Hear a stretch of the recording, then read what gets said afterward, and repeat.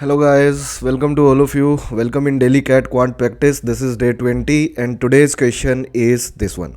This is one of the cat question बच्चों जो बड़ा कॉमन है जो वो रिपीट होता है पेपर में. तो इस तरह के क्वेश्चंस बहुत ही कॉमन है. देखते हैं कैसे किए जाते हैं क्वेश्चन. पूरा क्वेश्चन ध्यान से करते हैं. कहते हैं number of students who have opted for the subjects A B C are 60, 84 and 108. The examination is to be conducted for these students such that only the students of the same subject are allowed in one room. Same subject are allowed in one room. Also, the number of students in each room must be same. Each room must be same. Students must be same in each room. What is the minimum number of rooms? Minimum number of rooms that should be arranged to meet all these conditions. So काफ़ी सारी conditions लगा दी हैं, but सवाल आसान है. मैं आपको हिंदी में बताता हूँ क्वेश्चन. बेसिकली ये कहता है कि हमें नंबर ऑफ़ रूम्स को मिनिमम करना है. उल्टा चलो, नंबर ऑफ़ रूम्स को अगर हमें मिनिमम करना है तो एक रूम में हमें ज़्यादा से ज़्यादा स्टूडेंट चाहिए और स्टूडेंट्स ज़्यादा से ज़्यादा एक रूम में ज़्यादा से ज़्यादा स्टूडेंट सेम सब्जेक्ट के चाहिए हमें. तो कहना ही से ज़्यादा से ज़्यादा चाहिए तो इन तीनों का HCF लेना पड़ेगा. हाईएस्ट चाहिए, ज़्यादा से ज़्यादा एक रूम में स्टूडेंट चाहिए तो इन तीनों का HCF लेना पड़ेगा. बच्चों किन तीनों का HCF लेना पड़ेगा? हमें HCF लेना पड़ेगा 60.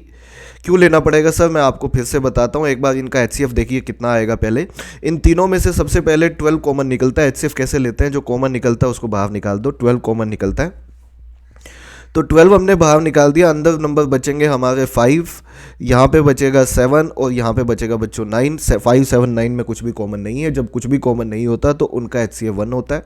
तो इन तीनों का HCF 1 है और बाहर 12 है तो हम कहेंगे HCF 12 है.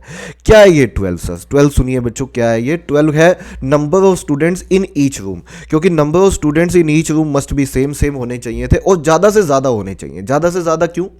देखो सेम होने चाहिए तो इनका फैक्टर होगा, है ना. और ज़्यादा से ज़्यादा होने चाहिए तो HCF होगा. ज़्यादा से ज़्यादा एक रूम में ज़्यादा से ज़्यादा स्टूडेंट क्यों सर? क्योंकि ज़्यादा से ज़्यादा होंगे बेटा तभी तो रूम मिनिमम होंगे ना. अगर रूम्स को मिनिमम करना है तो आपको ज़्यादा से ज़्यादा स्टूडेंट्स को एक रूम में भेजना पड़ेगा. तो एक रूम में आप 12 स्टूडेंट्स को भेजोगे तो रूम मिनिमम होंगे क्योंकि इससे ज़्यादा आप रख नहीं सकते अगर आपको सेम रखने हैं. तो बताओ मुझे, अगर 12 आप स्टूडेंट्स एक रूम में रखोगे तो जो पहले वाला सब्जेक्ट है उसके कितने रूम्स बुक होंगे? मतलब 60 स्टूडेंट पहले सब्जेक्ट को पढ़ने के लिए आए हैं, ऑप्ट किया है और एक रूम में 12 बच्चे ठहरेंगे इसके, तो इसके लिए 5 रूम चाहिए हमें. तो ए सब्जेक्ट जिन्होंने ऑप्ट किया उसके लिए 5 रूम्स चाहिए. ऐसे ही बी के लिए बताइए कितने चाहिए? बी के लिए आप कहेंगे 60 डिवाइडेड बाय 60 हो गया बेटा. नेक्स्ट क्या है हमारा नंबर? अगला नंबर लीजिए.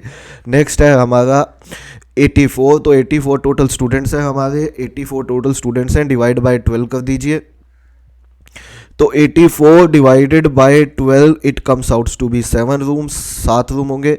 और ऐसे ही अगर आप सी पे जाते हो तो it would be like 108 divided by 12. तो इसके लिए हमें कितने रूम बुक करने पड़ेंगे? इसके लिए 9 रूम बुक करने पड़ेंगे. तो टोटल रूम्स कितने अवेलेबल होंगे? कम से कम कितने रूम चाहिए? तो इन तीनों का टोटल कर दीजिए. तीनों का टोटल करेंगे तो 9, 7, 16 प्लस 5, 21. तो 21 रूम्स की हमें ज़रूरत पड़ेगी. ऑप्शन देखिए. ऑप्शन बच्चों ABC में से कोई है नहीं तो आंसर लगाइए आप डी ही सवाल का सही आंसर है. D Delhi would be the answer of this question. तो ये सवाल था हमारा. इस तरह के सवाल हमारे MBA एंट्रेंस में बहुत कॉमन है बच्चों. जेट में भी देखे गए हैं ऐसे क्वेश्चन, IIFT में भी, NMAT में भी मिल जाते हैं हमें. बट क्वेश्चन आसान है, एक बार करना आ गया तो हम इसकी एप्लीकेशंस भी सारी कर देंगे. तो आज के लिए इतना ही करते हैं. चलिए, थैंक यू.